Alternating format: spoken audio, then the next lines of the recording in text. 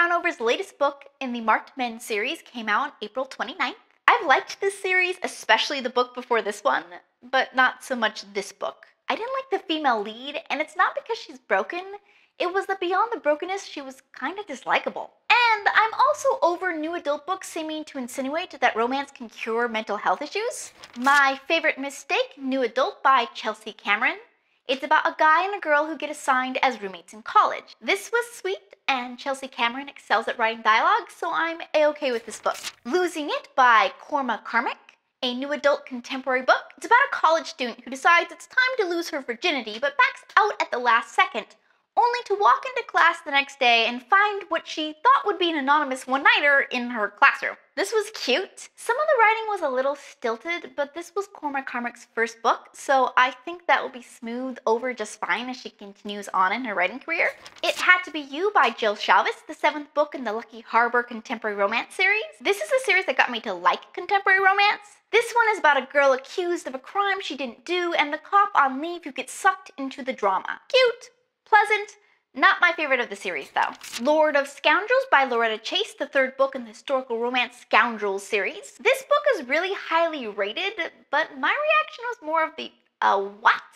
Variety? The dialogue was pretty good, but the plot crossed the line of both credulity and human decency one too many times for me. Let's see. She accuses him of corrupting her brother, he compromises her and refuses to do the right thing, exposing her to ruin.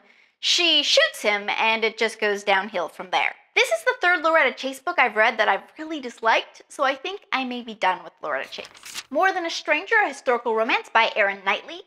It's about 2 people who used to correspond as teenagers until he had to cut all ties because he became a spy. Years later they meet again, but as she's never seen him in person, she doesn't know he's her long-lost pen pal lover. I stopped about halfway through this book and had to force myself to finish. Not my favorite.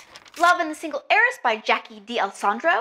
It's about a widow who secretly helped a friend pen a salacious book and the man who is trying to find out the identity of the author. It was okay, but it kind of failed to engage me. Suddenly You by Lisa Kleypas. It's about a female novelist and a ne'er-do-well rival publisher.